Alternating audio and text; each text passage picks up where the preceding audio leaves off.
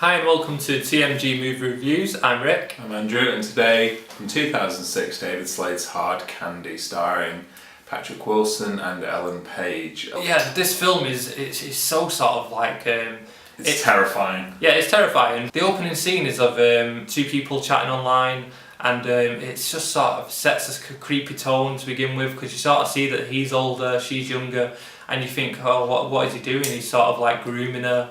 And then you meet them. Yeah, they're in a coffee shop, they meet, and they're chatting away, and she seems very innocent, he clearly has an agenda. Dodgy. Yeah, absolutely has an agenda. It's clearly something very dodgy going on. But what we don't realise is that this girl really is slightly smarter than she lets on, and that's much smarter. And what's interesting in the film is the power play between, because there's only three characters in the film, but the majority is Wilson and Page, and their dialogues, and which we start to understand more about this man, and he has a very checkered past. He may have been involved inadvertently, or maybe not, with a death. With the murder of Donna Mauer, yeah. Yes, another girl. He may have done this before. We sort of feel like there's definitely some sort of relationship between Ellen Page's character and Donna Mauer. It's just unsure as to what that relationship is. It's definitely suggested that she knows her. It's unknown sort of how well she seems to know her. Yeah, so I always sort of took away from it that she'd read about her in the paper, followed her story,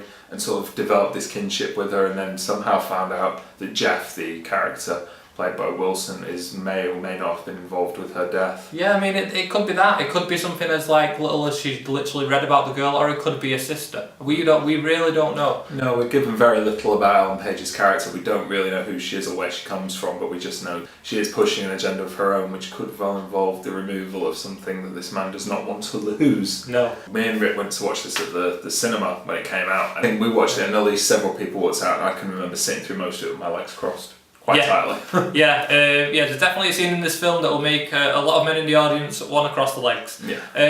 I think like this. I think that's the sort of best that you can really say.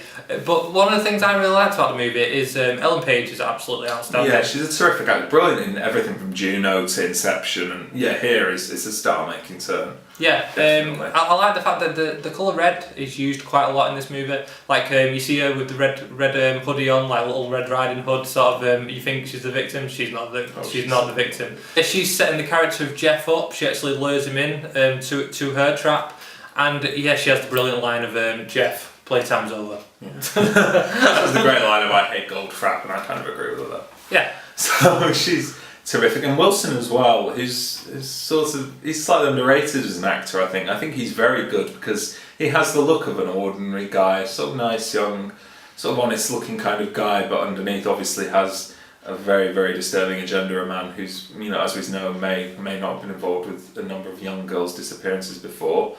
And is someone who, but gradually as she starts to break him down, the layers start to peel away, and we start to maybe, not sympathise with him, we start to understand where he's coming from, and he has a monologue about something that happened to him in his childhood. And we start to think, okay, maybe I never really I like the monologue. I never really sort of felt like it justified his actions. No, it doesn't justify them. Obviously it'd be hard to justify his actions for anything, really. Absolutely, because I would never sympathise with him at all. That's but you do sort of start to think, maybe this is where it comes from, but it's still not condonable. And I think the film never asks you to condone his actions or feel sorry for him. No, but that is definitely one of the things that the film does sort of really well, because we're basically meant to be on Ellen Page's side.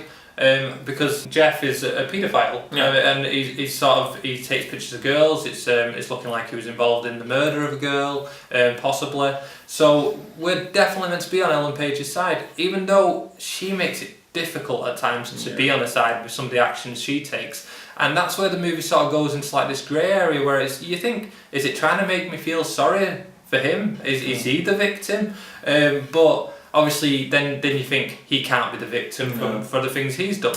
So I like the fact, and one of the things that makes the movie so thought-provoking, in my opinion, is that it sort of stays in that grey area. Yeah. It's not scared to sort of like, it doesn't feel the need to give you a hero, villain. Mm-hmm. It just sort of like, it's a psychological thriller that focuses on these two characters, and I don't think any of them are morally right in their actions. Right. I think that's, as Rick says, it's a film that doesn't give you the easy answer. It makes you question. It asks you to think, who do you think's in the right and who do you think's in the wrong. Yeah. It's not a cookie cutter film. It's not a film that you can walk away feeling settled. And we wouldn't be sat here reviewing it if it had an easy answer. If we'd walked away for it with an easy answer, I think that's its biggest strength. It makes you think and it makes you ask questions. There's definitely a 4-star from me. Though I don't think it's a film for very young audiences, but I think it's a film that young people should see. I think it's an important film, especially in this day and age. Meeting people on the internet and getting into the dangers of that. This was the thing. I mean, it was in America. It was an R-rated movie, which even the actress Ellen Page wasn't.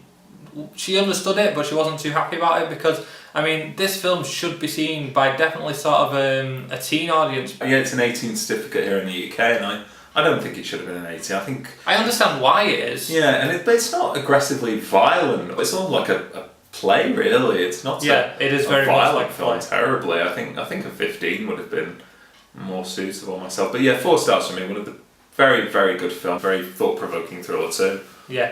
Yeah, for me it's I'd give it a 4.5. Very good psychological thriller with like the 2 characters that you mainly see throughout the whole movie and their interactions and how they try and break each other down psychologically and it's so good. Definitely worth watching. If you've not seen it, definitely check it out. Yeah, do check it out. If you have seen this movie, we'd love to know what you think of it in the comments below. Just let us know. And until next time, thanks for watching. Thank you.